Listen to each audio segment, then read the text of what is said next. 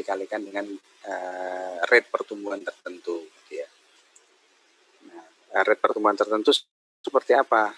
Mungkin secara average dari pertumbuhan penjualan dari beberapa tahun sebelumnya, katakanlah misalnya 5 tahun ya, 5 tahun kita lihat pertumbuhan penjualannya dari apa namanya Y-5, kemudian di tahun depannya itu meningkat berapa atau turun berapa dibandingkan dengan yang ketiga dan seterusnya. Atau mungkin juga dengan indikator-indikator makro gitu ya, GDP dan sebagainya. Ini saja mungkin ilustrasi ya MACD, di mana estimasi penjualan yang sudah yang sudah ditetapkan sebelumnya itu ternyata lebih rendah ya, lebih kecil dari 3,5% di bulan Agustus, tapi ini tahun 2011 gitu ya, karena ada weaker result di Jepang atau kompetitornya yang outperform ya, lebih bagus karena mereka menawarkan harga yang lebih bersaing ya, cost leadership ya. Kemudian juga diverse menu ya, menunya lebih beragam gitu ya, atau apa istilahnya kalau kemarin product differentiation gitu ya, dan sebagainya ya. Ini contoh saja gitu ya, bahwa ramalan itu tidak mesti persis sama, atau bahkan bisa jadi jauh gitu ya. Oke, mungkin kita lewatin dulu. Nah, cuma kemudian ada satu studi atau research ya yang melihat bahwa bagaimana behavior of sales, perilaku dari sales gitu ya. Jadi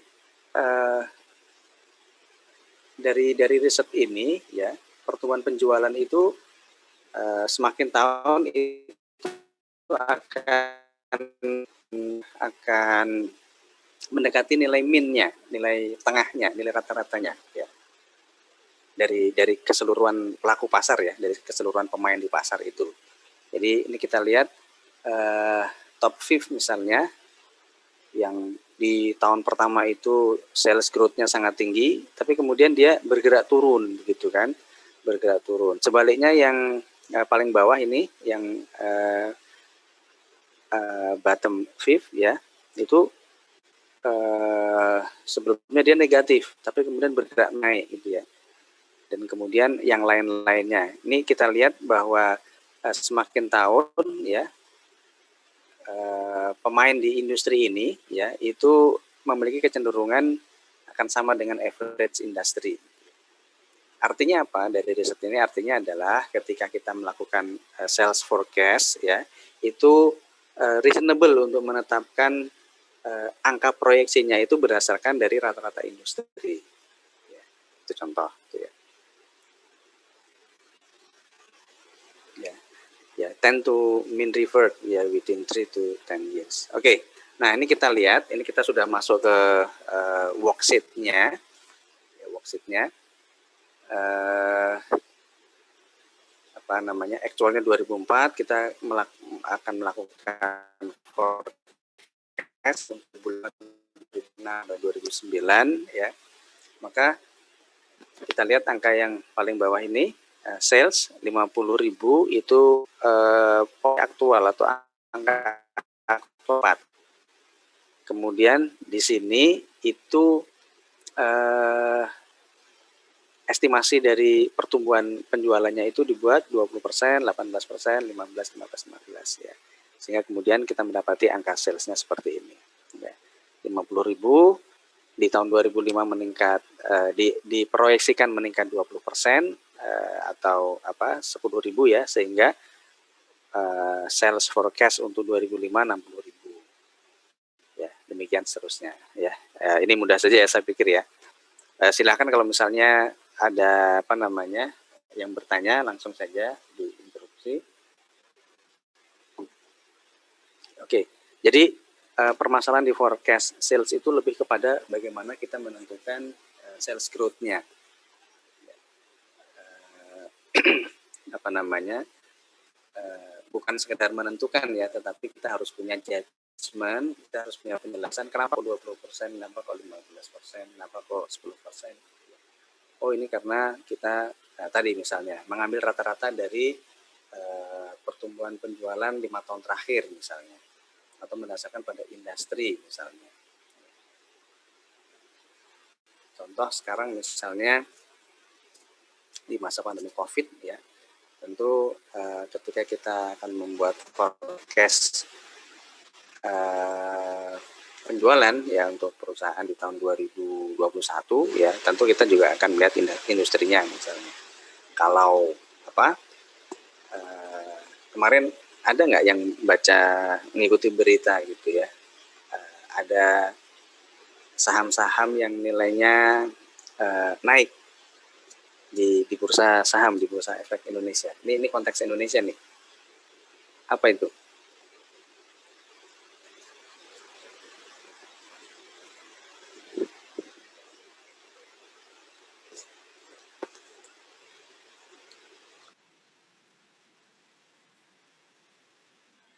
Ya, tapi saya nggak ini ya, saya nggak memperhatikan perusahaannya, melainkan perusahaan-perusahaan farmasi, jadi tidak spesifik ke satu ini ya. Tapi tadi mungkin benar KF, tapi KF itu ikut ini nggak ya vaksin ya? Kalau yang setahu saya ini, satunya lagi Bio Farma ya. Tapi anyway, yang jelas setelah kedatangan vaksin ya yang kemarin itu, maka kemudian perusahaan farmasi ini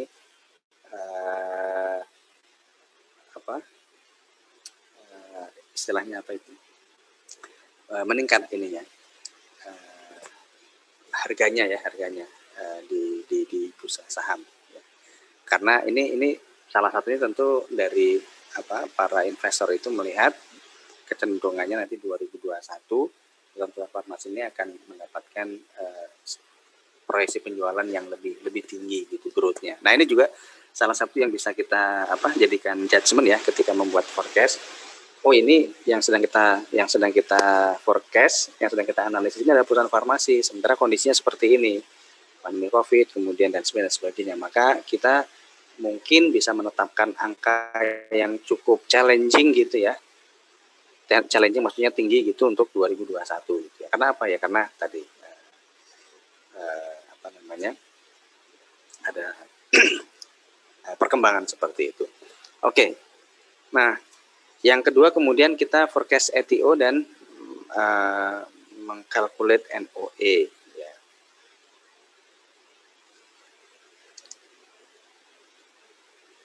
Ya.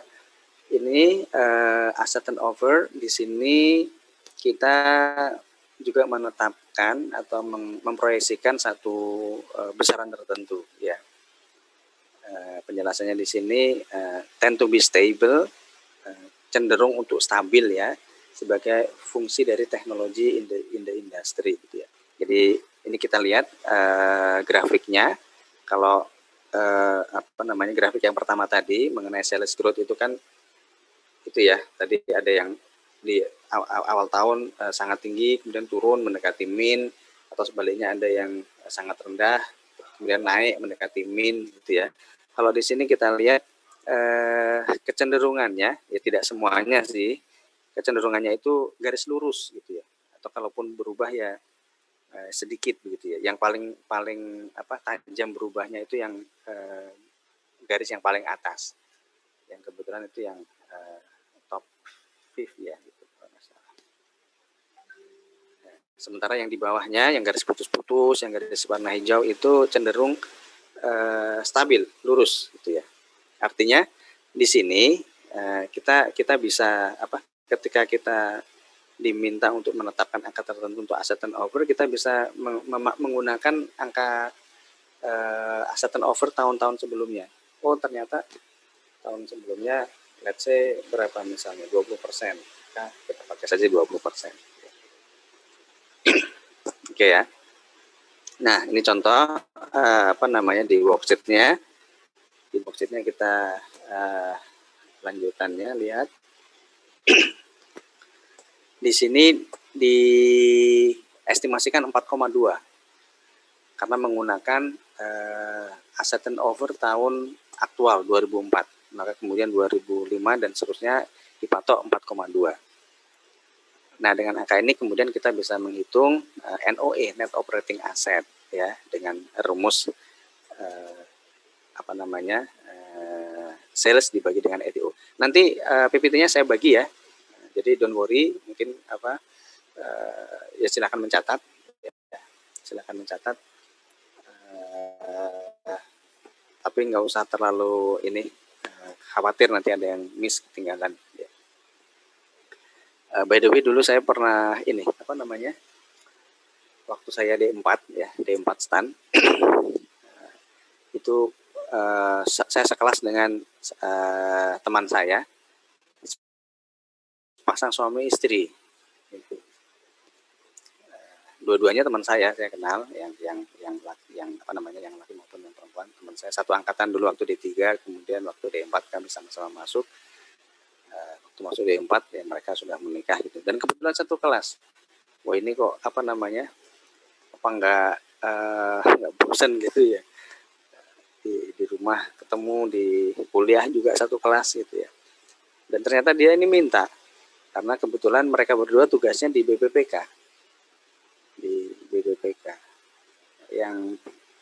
Yang apa namanya yang perempuan sekarang dosen di STAN juga, saya nggak usah sebut nama lah ya.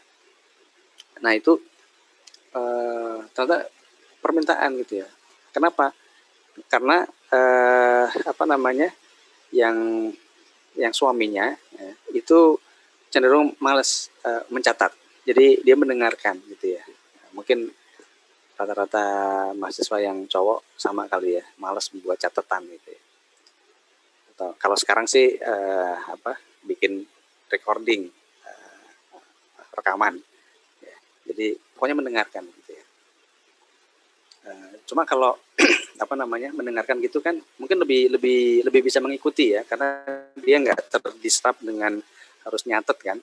Kalau mencatat kan kadang ada elemen-elemen penjelasan yang hilang gitu ya, yang miss gitu ya, karena lagi nyatet tadi ngomong apa ya lewat gitu, tapi dia mungkin nangkep ini besarnya. Tapi kalau mendengarkan, full mendengarkan, dia bisa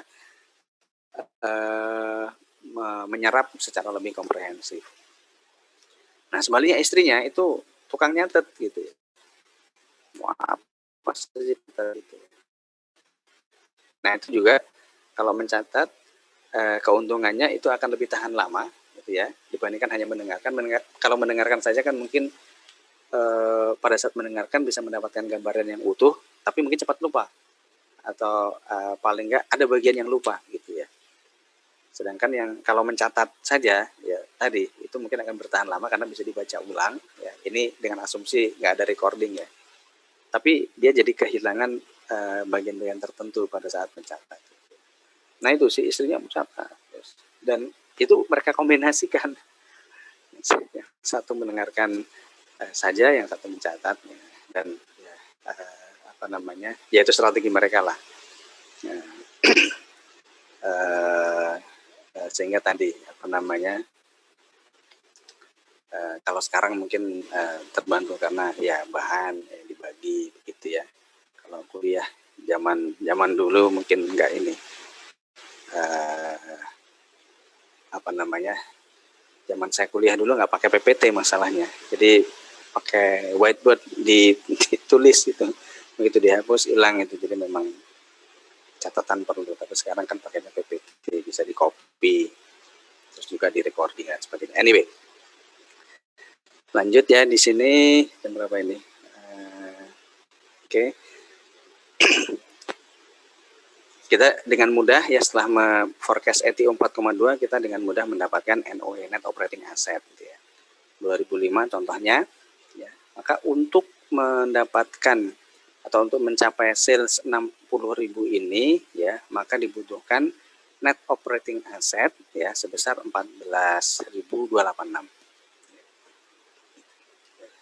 2006 untuk mendapatkan sales sebesar 70.800, maka net operating assetnya harus 16.000 sekian. Ini berkaitan. Oke, lanjut. Kemudian yang ketiga, real forecast. Tadi dibutuhkan menyadari angka asetnya itu kurang kurang visible ya, less achievable gitu ya. Tapi in this case itu tidak ada revise. Dan masuk ke yang keempat itu memforecast profit margin dan NOPAT ya. Kita lihat.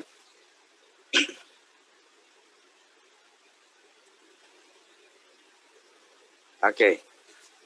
Lagi-lagi tadi kita sudah yang pertama tadi kita mengestimasi pertumbuhan penjualan, sales growth ya. Dan behaviornya tadi sudah kita ini kan. Kemudian yang kedua tadi behavior dari ATO. Nah, kemudian ini profit margin. Ya.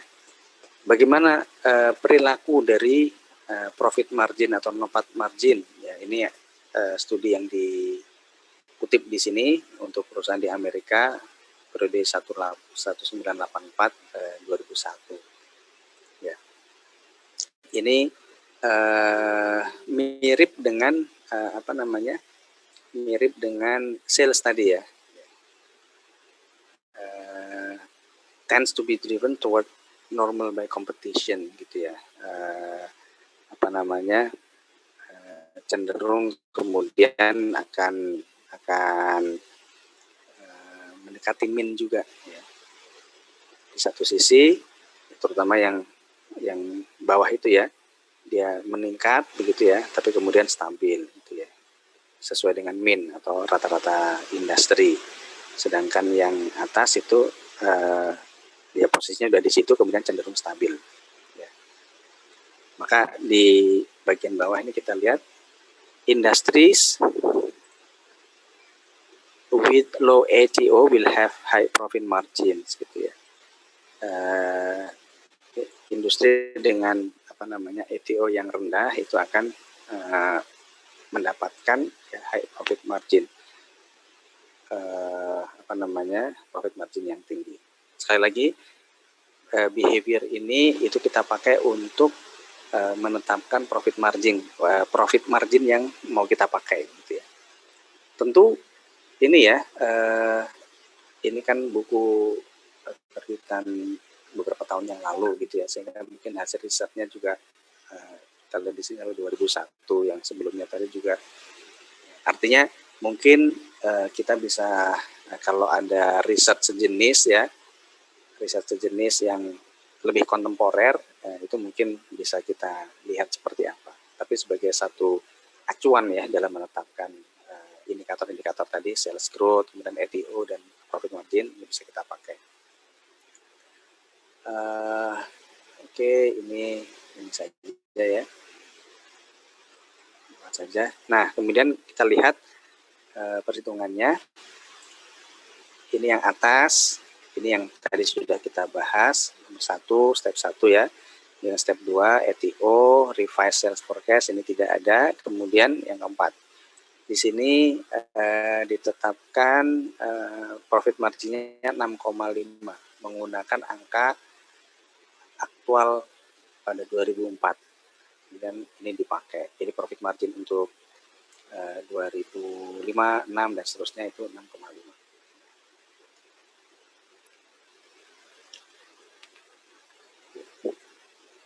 Dan dari sini kita bisa mendapatkan NOPAT, net operating profit after tax ya.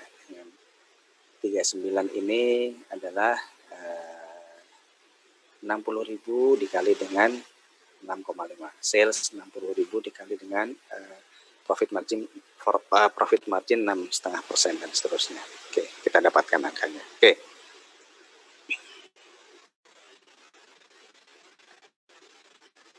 Kemudian 5 dan 6 itu any other operating income, dan kemudian free cash flow ya.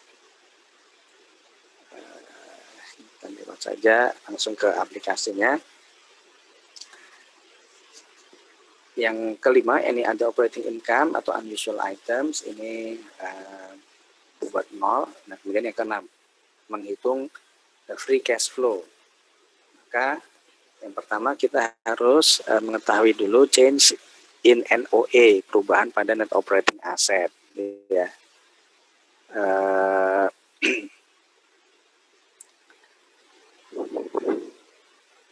Dari mana ini? 2381.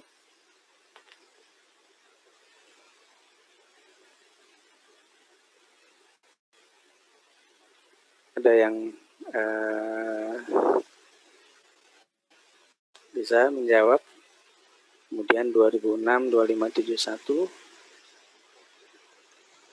Izin menjawab, Pak. Iya, langsung silakan.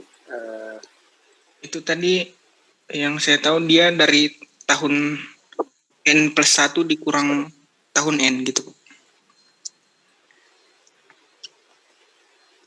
Ya, kita balik lagi ini karena worksheet-nya terpisah ya. Kita lihat NOE ini ya. NOE 2004 11905 ya. Kemudian 2005 kita forecast 14286 ya.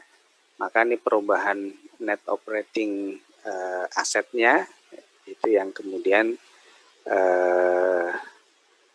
jadi di situ ya, ini. Kemudian yang 21 berarti dari 3009 juga di worksheet yang sebelumnya,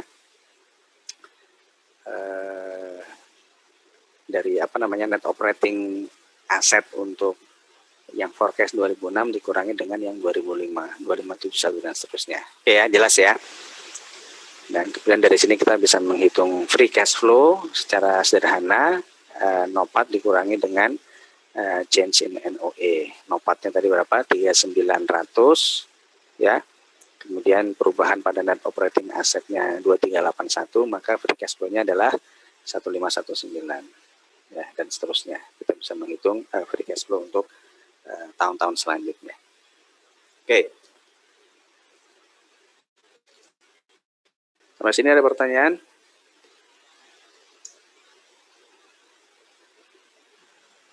Izin bertanya, Pak. Ya. Tadi kan kata Bapak yang prospective analysis ini saling berhubungan ya, Pak. Berarti untuk input forecasting ini dari hasil recasting di tahap sebelumnya ya, Pak? Dari laporan recasting itu ya, Pak? Recasting. Oh, yang di ini, di recasting yang mana? Yang di accounting analysis maksudnya? Iya, Pak, yang itu maksudnya. Yang jadi nggak ada distorsinya, udah di-undo gitu, Pak? Iya, mestinya. Iya. Jadi yang aktual di sini contohnya ya, yang actual yang 2004 ini, sales dan angka-angka yang ada di situ sebelumnya itu sudah dilakukan analisis akuntansi sebelumnya, ya, sehingga kalau ada yang tidak sesuai dengan kondisi ekonomi yang sebenarnya itu sudah kita recasting, benar Made ya,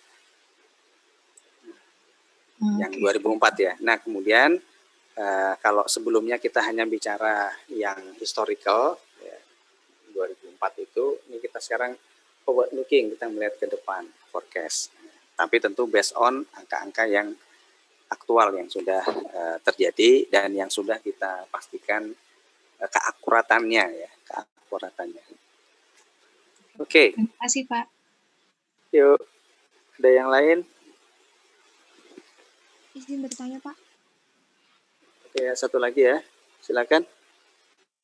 Yang tadi forecast any other operating income kan 0. Tapi kalau misalnya kita memprediksi ada operating income lain di masa depan, itu tinggal dimasukin nilainya atau harus dihitung berdasarkan apa, Pak? Memang di sini tidak dibahas begitu ya. Dan mungkin untuk simplifikasi ya, untuk simplifikasi itu mungkin di-exclude meskipun di sini ada masuk dalam ini ya. Tapi kalau kalau apa namanya, kalau misalnya kita punya satu keyakinan ya bahwa angka akan ada operating income yang sifatnya unusual terjadi, kita masukkan saja berdasarkan ya perkiraan tertentu sajalah ya. Mungkin tidak ada seperti tadi misalnya seperti kita memproyeksikan sales growth dan sebagainya, kan ada behavior yang kita bisa ini ya, bisa kita ikuti patternnya ya, bisa kita ikuti polanya ya. Tapi untuk unusual namanya juga unusual, makanya ini karena sifatnya unusual menjadi tidak punya pattern ya, tidak punya pola, dan untuk keperluan simplifikasi mungkin di-exclude meskipun dalam step-step yang ada ini dimasukkan nomor 5. Jadi itu kalau memang ada keyakinan gitu atau evidence bahwa ini akan terjadi, bisa dimasukkan gitu. Itu mungkin Katarina ya. Terima kasih, Pak. Oke, baik, kita lanjutkan dulu. Mungkin mudah-mudahan cukup waktunya. Kemudian selanjutnya dividend payout dan payment to debt holders. Ya. Dividen itu ya ini kan salah satu isu dalam manajemen keuangan ya. Dalam manajemen keuangan itu kan isunya 3. Satu, how to finance, how to finance, how to invest, dan how to distribute ya to shareholders. Yang pertama bagaimana financing, bagaimana dapetin uang. Yang kedua how to invest, bagaimana kemudian dana yang diperoleh dari financing itu diinvestasikan, dan yang ketiga kemudian dividend policy. Ya ini forecastnya dengan huruf D ini sebagai persentase dari NOPAT gitu ya. Kemudian usually dividend payout ratio is quite stable over time. Ya, jadi biasanya ini stabil, sehingga kalau dalam 1 tahun kita menetapkan angka dividen tertentu sekian, ya angka itu akan bisa dipakai terus untuk proyeksi tahun-tahun selanjutnya. Ya, meskipun itu ini ya tidak mesti kejadian begitu ya, karena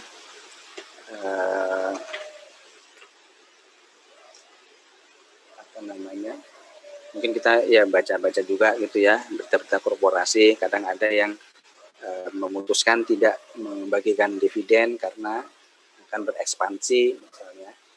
Dia dapat laba yang cukup besar sih, laba yang besar, tetapi karena ada kepentingan untuk ekspansi di tahun selanjutnya, maka itu di-retain, ditahan, ya, return earnings, tidak dibagikan gitu ya. Jadi it's not always the case gitu ya. Tapi di sini kita mengasumsikan bahwa secara umum dividen payout ratio itu stabil gitu ya. Kemudian payment to debt holders kepada kreditor ya.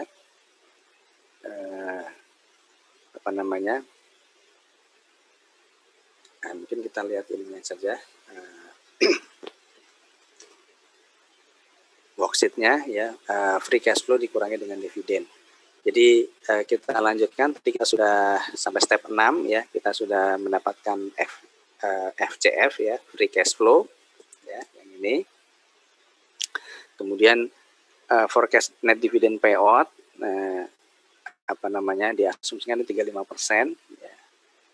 Maka 35% dari NOPAT itu akan dibagikan sebagai dividen ya. Dan kemudian net payment to debt holders itu mengikuti rumus free cash flow dikurangi dengan dividen ya. Tadi free cash flow kita sudah dapatkan di sini, kemudian dikurangi dengan dividen, kita mendapatkan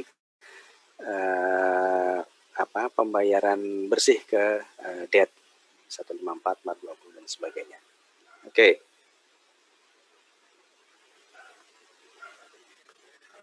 Kemudian yang ke-9 forecast net after tax cost of debt ya.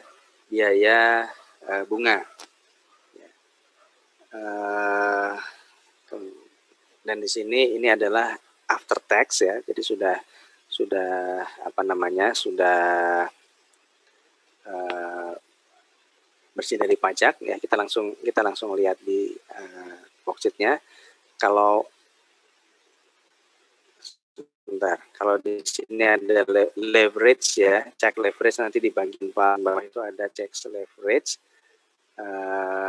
Dikatakan di sini leverage tends to be stable, dan ini penjelasannya dari apa namanya, kajian ya tentang behavior of net financial leverage perusahaan-perusahaan di Amerika untuk kurun waktu 84 sampai itu ya, kita lihat cenderung stabil leverage-nya. Tends to be stable karena capital structure dikatakan don't tend to change in a hurry. Jadi capital structure, struktur kapital ya, long term debt, ekuitas itu cenderung kalau berubah tidak dramatis begitu ya. Ini secara umum ya, karena mungkin dalam case-case tertentu mungkin sebaliknya. Nah, ini kita lihat langsung di worksheet-nya.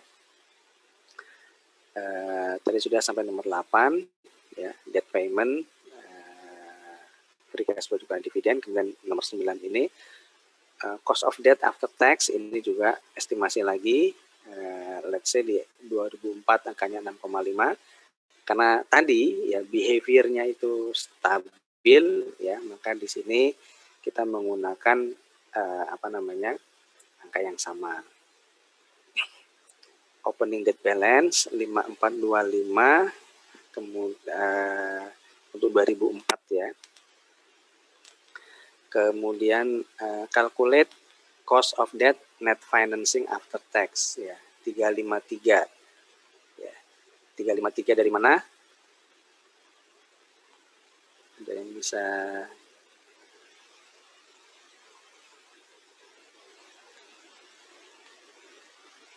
jawab ini cost of debt?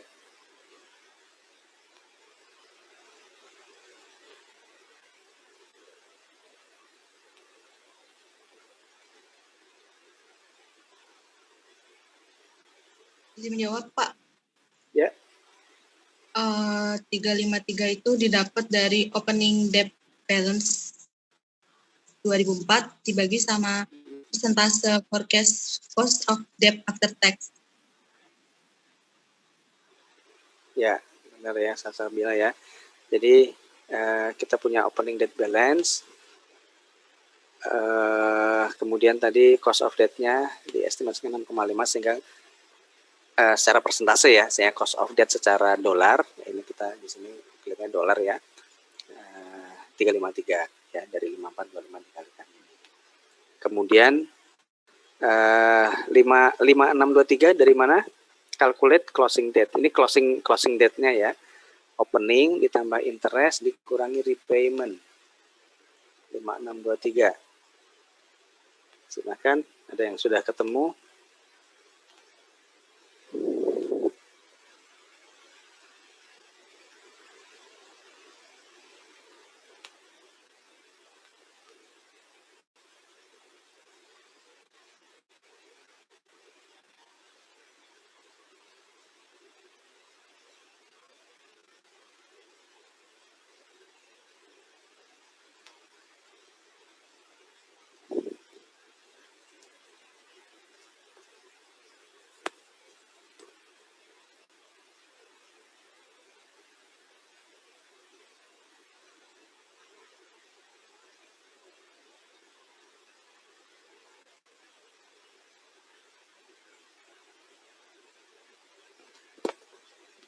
Ya.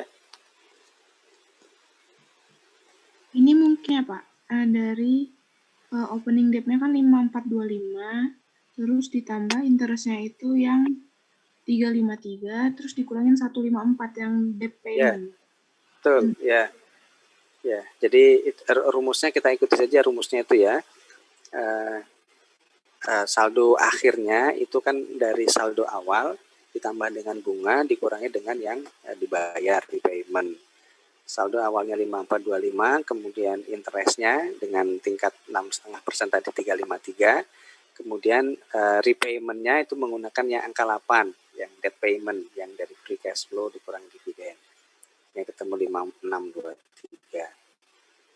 Ya. Itu ya, demikian juga di 2006, opening beginning balance-nya atau saldo awalnya itu adalah saldo akhir 2005 dari estimasinya ya. Jadi, ini kan sifatnya masih proyeksi nih, belum aktual. 5623, kemudian ketambahan interest dengan tingkat suku bunga 6,5% tadi, kemudian repayment-nya yang di atas 420 dan seterusnya. Kemudian cek leverage, net operating asset dibagi dengan closing debt. Ya. Aset dibagi dengan debt, ya, itu 39%, 33%, dan seterusnya. Oke. Nah, kemudian dua yang terakhir mungkin misalnya ya, comprehensive income, NOPAT dikurangi izin. FE, kemudian equity-nya, ya. Untuk yang check leverage itu, Silakan. rumusnya nggak kebalik ya Pak? Soalnya saya coba, itu hasilnya nggak sesuai. Yang net NOA dibagi closing debt itu bukan 39%. Tapi kalau closing debt dibagi NOA, hasilnya 39%. Begitu ya? Iya Pak. Sama juga dengan yang ini ya, yang di tahun-tahun setelahnya ya. NOE, coba kita lihat NOE-nya untuk yang 2005, sorry ini ke depan dulu.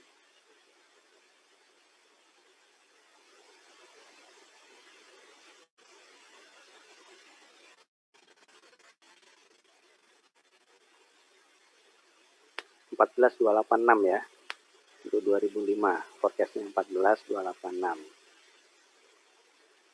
Kemudian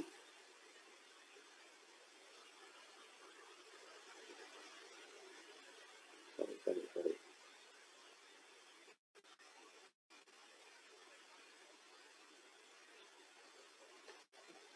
Closing debt-nya 5623. Iya, lebih besar NOE-nya ya, kebalikin ya. Leverage kalau gearing ratio itu iya sih memang debt-nya di atas ya, debt to equity ratio ya, gearing ratio. Kalau 5623 dibagi 14 tadi 39% ya. Tadi siapa ini tadi? Iya Pak, kalau dibalik hasilnya sesuai. 39% ya. Oh ya, Made Ayu ya. Oke, terima kasih. Coba nanti kita cek di textbook-nya. Mungkin Baik Pak. ya, makasih ya. Oke, ada yang lain? Oke, kita lanjutkan dulu ya. Ini dua yang terakhir, kemudian nanti kita coba praktekkan. Waktunya 1 jam, mudah-mudahan cukup.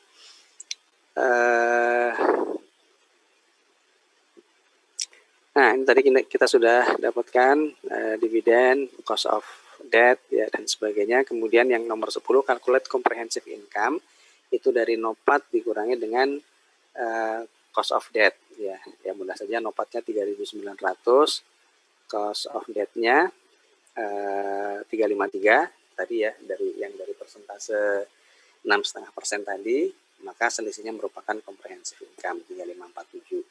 Dan kemudian ekuitasnya NOE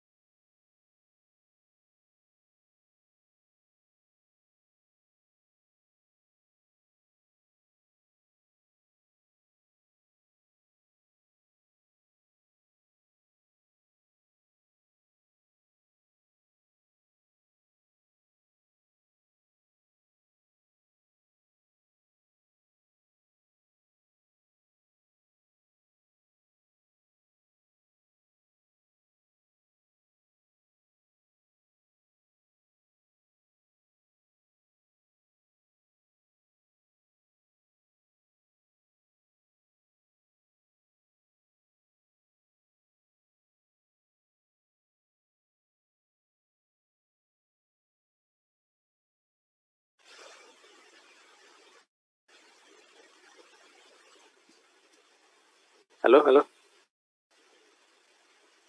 Iya Pak, masuk. Ya, sorry. Modemnya habis ini, nggak dicas. Saya ganti pakai tethering. Oke, sorry ya. Putus tadi.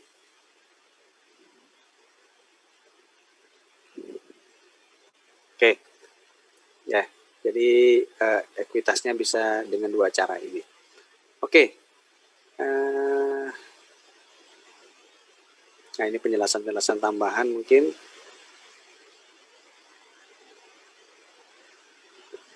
Apa namanya, asumsi-asumsi yang perlu dibuat ya berdasarkan tadi ya, kita mengasumsikan berapa sales growth-nya, tapi behavior-nya tadi kita pattern-nya sudah bisa kita pelajari dari studi kasus yang sudah terjadi, ETO, kemudian sampai after tax cost of debt gitu ya. Oke, ada pertanyaan?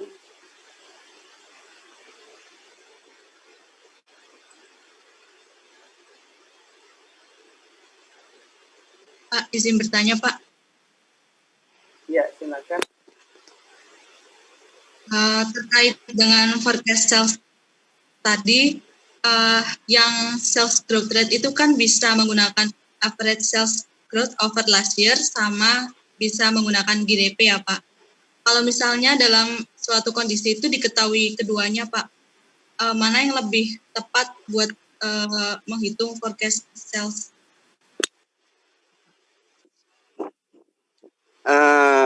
Ada yang bisa jawab? Ada yang bisa bantu jawab? Kalau misalnya dua data itu ada gitu ya? Iya Pak. Ya, ada yang mau jawab? Bantu jawab?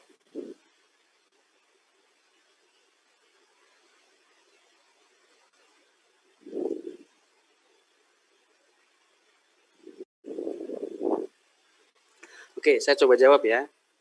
Tapi ini bisa kita diskusikan sih sebenarnya. Itu tergantung dari, nah ini tadi, sorry, kita belum bicara pada sensitivity analysis ya.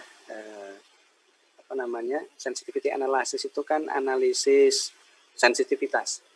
Jadi sales tentu berdasarkan historical data ya, sales yang kita punya itu lebih sensitif terhadap apa? Terhadap GDP kah?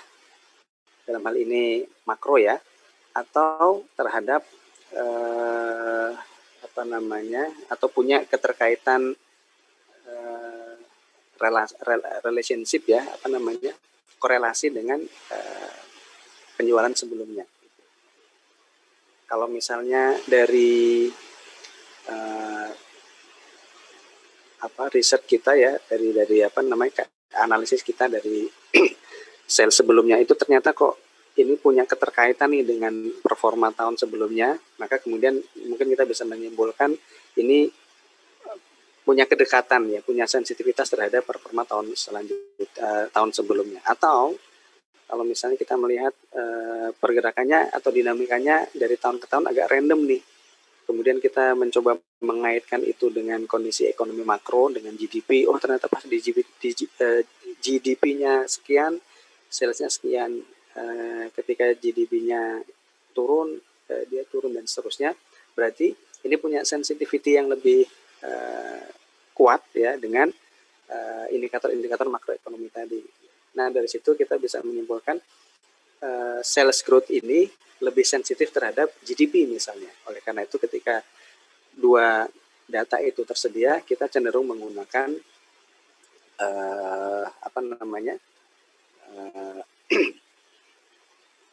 kita cenderung menggunakan yang makro tadi. Ya. Seperti itu. Terima kasih Pak. Ya. Tapi yang jelas ya namanya forecast ya, tadi di awal saya sudah sampaikan. Oke, sambil sambil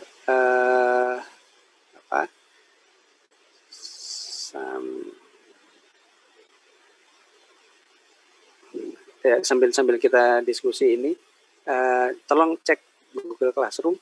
Saya posting di situ udah masuk belum ya? Latihan soal.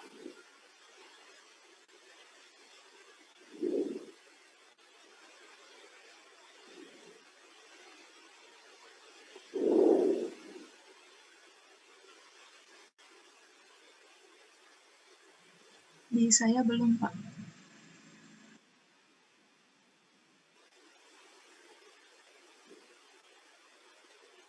Sudah nih kelihatannya.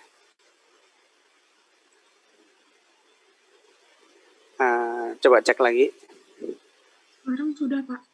Sudah ya. Nah, itu yang silakan kalian buka yang latihan soal ya. Itu ada soal sederhana ya. Kemudian ada mungkin untuk worksheet-nya ya enggak perlu dibuat inilah, nanti mungkin bisa diperbaiki kemudian, tapi intinya pakai Excel begitu ya, pakai Excel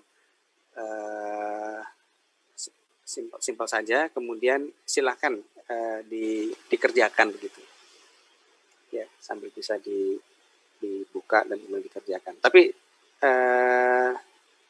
silakan kalau masih ada pertanyaan tadi.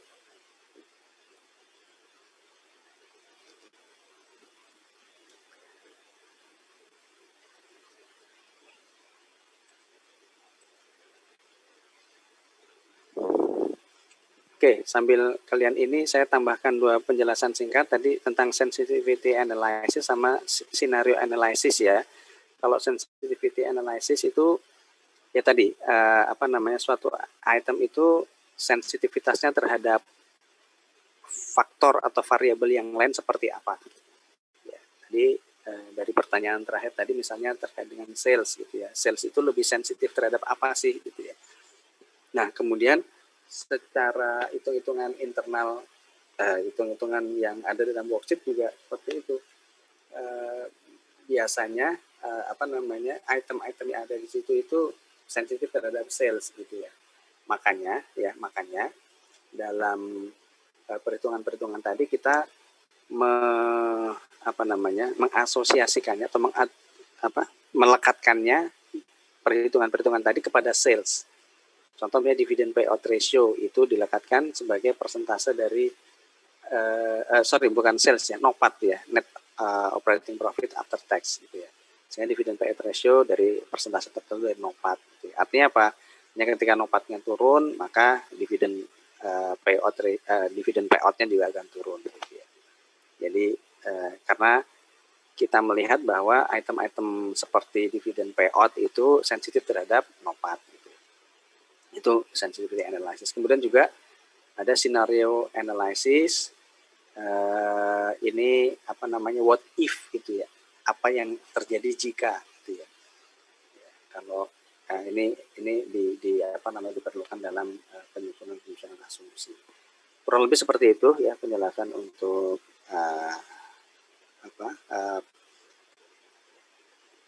sensitivity analysis sama scenario analysis. Baik,